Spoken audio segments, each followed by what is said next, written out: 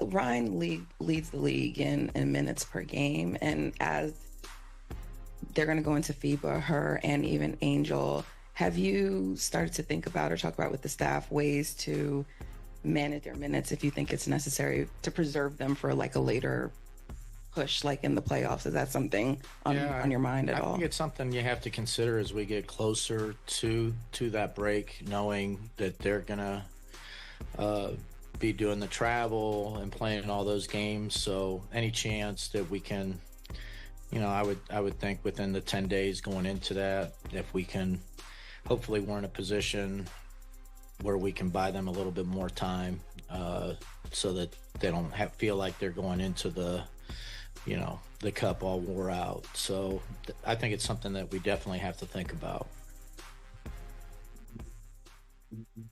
Owen Pence, thank you for joining me on the WNBA on NBC. And that was Atlanta Dream head coach Carl Smesco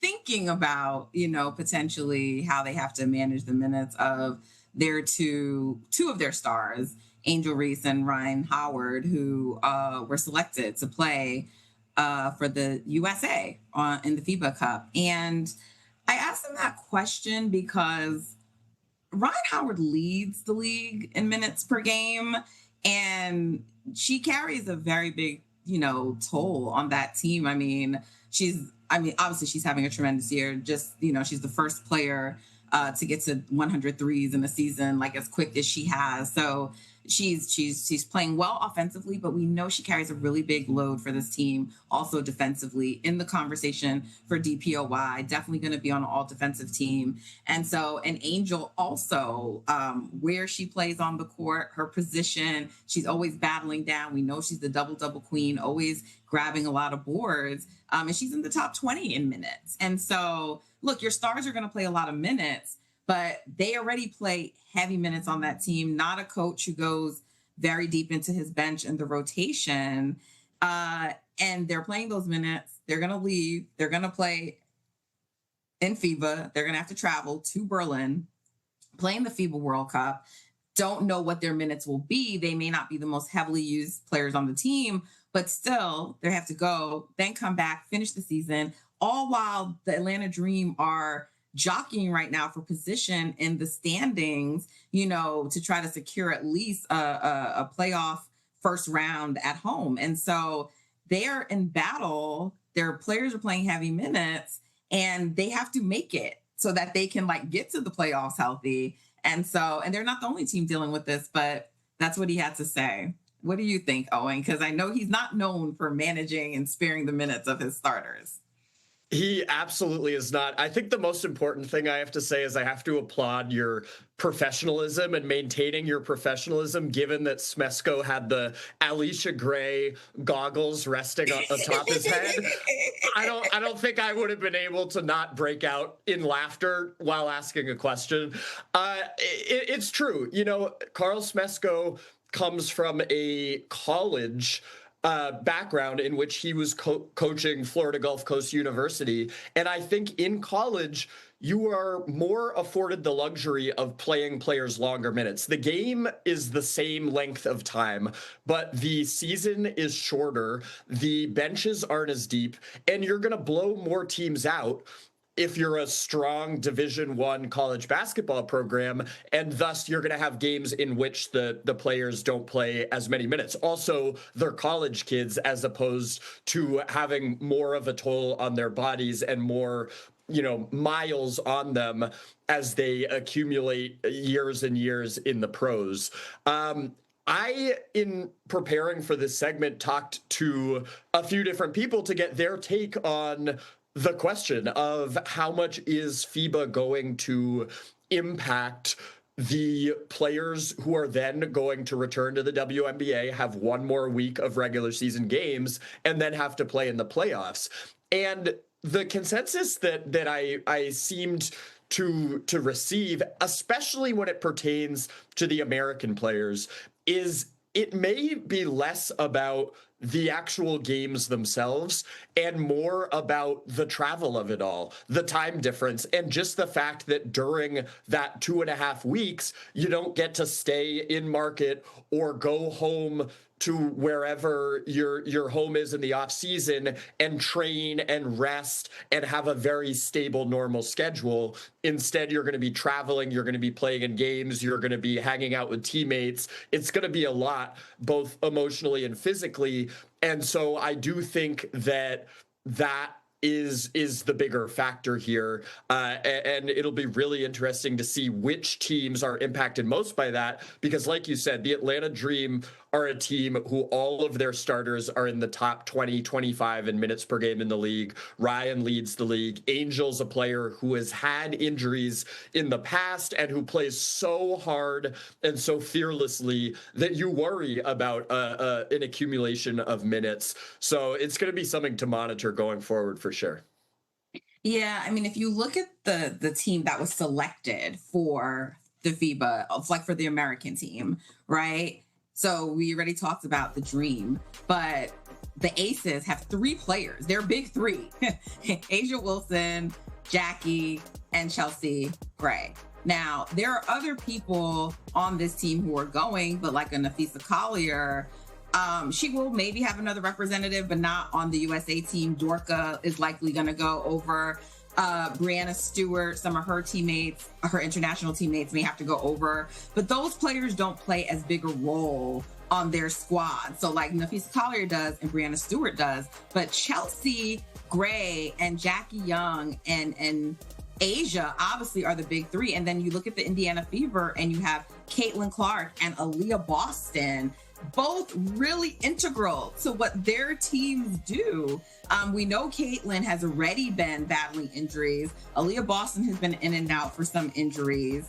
And then they're going to go and they're going to add more wear and tear to their bodies, And so you have to wonder how this impacts things, because in years where you normally have the Olympics, right? And I haven't done like the full research on this, but some of the teams in the past that, when their star players went and they played in the Olympics, and like this is unique because FIBA is happening during the season. So I'm comparing it to the Olympics because it's similar where there's a break in the WNBA season to go and play internationally, and then they come back, right?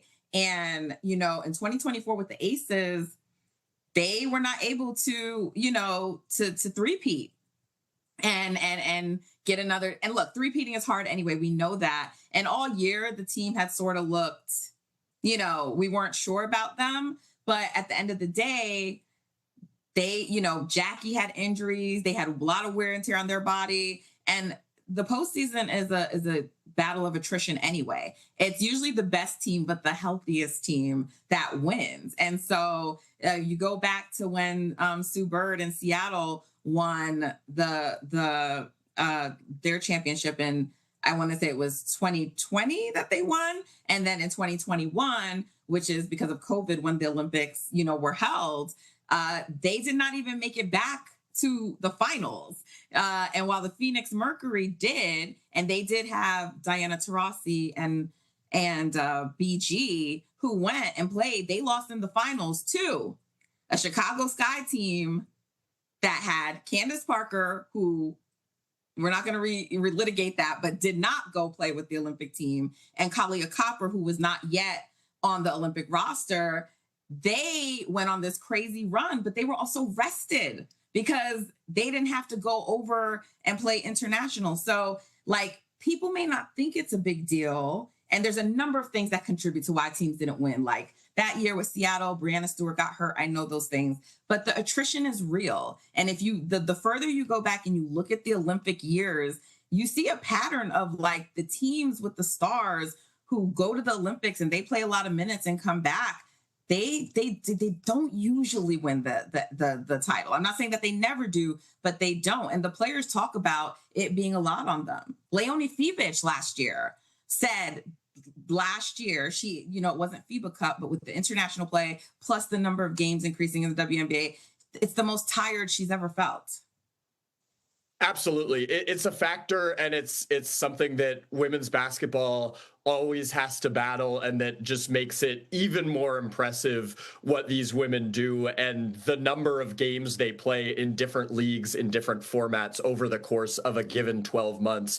I will say, I think that the aspect of the Olympics and how grueling it is far greater than what the World Cup will require, especially from the American team. I don't anticipate, and I could be wrong on this, so I'm very curious to watch and see whether this pans out or whether I am dead wrong. Would be far from the first time that's happened, but I anticipate that it's going to be a pretty even minutes distribution, and that they're going to be pretty comfortably rolling in a lot of games. And so I don't see this having the same level of impact that the Olympics had, especially when you bring up 2024 and Jackie Young. That was something where she was playing through an issue in her foot. And I'm also not a medical professional, so I don't know whether that foot issue arose because of the number of minutes she was playing and the fact that she was playing so many games over the course of that year. But I do think that we saw in the final against France, they were pushed to the limit to win that gold medal. The FIBA World Cup, it's a great event. It'll be really fun to watch. It does not carry the same gravitas that the Olympics does. And so I think that if you asked anyone playing for any country in the World Cup, and I could be wrong about this, who is also going to be participating in the WNBA playoffs, they would say that they care way more about winning a WNBA championship. It's not to say they're not going to try in these World Cup games, but I think that they will be fairly intentional about making sure that they are still fresh for the stretch run. The last thing I want to say is the one coach on the American team who has a couple of her own players on the roster is Stephanie White, with Aaliyah Boston and Caitlin Clark. I just wonder how much she's going to be able to nudge Kara Lawson and say, hey, maybe let's not play Caitlin Clark, who's had all these injuries and has had trouble staying on the floor this year. Maybe let's not play Aaliyah Boston as much, and whether the players are going to be receptive to that as well. It's going to be really interesting to see how they navigate it.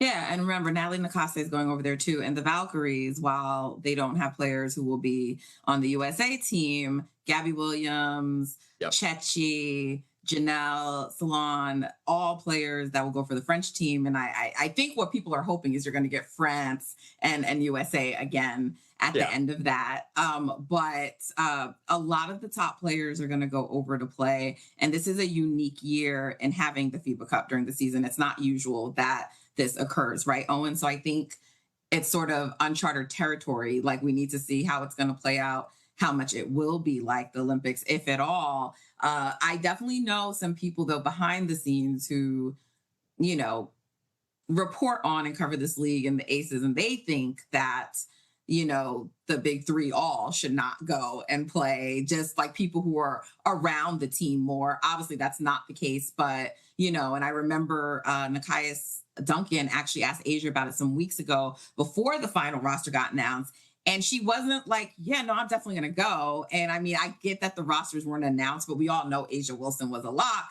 But she said it was something that you need to think about. So, I mean, I'm assuming they came out with the names that she's on it. But I thought it was interesting just to hear her say that they're thinking about it. So we'll see. We will see. Yeah, I would love it. If I was an Aces fan, if I was a coach, if I was in the front office, really anyone involved in the organization, I would strongly hope that they didn't go. And Asia's always been someone who's been absolutely intentional about making sure she's fresh for the WNBA season, never played overseas in the WNBA off season, just always is really trying to peak at the time of the WNBA playoffs. As a fan of the league, I hate this timing. I think that it's going to be so odd to watch the momentum halt for 2.5 weeks, even though I love the FIBA World Cup, even though I'm very excited for those games. the teams might lose momentum, might lose a groove. You look at the teams that are rolling right now, and then there's just a 17-day stretch or wherever it is where, you don't have your whole team practicing and playing, and then you only have a week to ramp back up before the playoffs. So it's going to be awkward, but that's the reality of the situation. And we'll learn a lot about how each team handles it differently. For sure. Well, I'm still looking forward to the FIBA Cup nonetheless. So that will be coming up soon, but we still have some more WNBA regular season hoops to get through. So continue to tune in with us and subscribe to our YouTube channel as we continue to cover this season. We appreciate you. It's the WNBA on NBC. Subscribe so you don't miss out.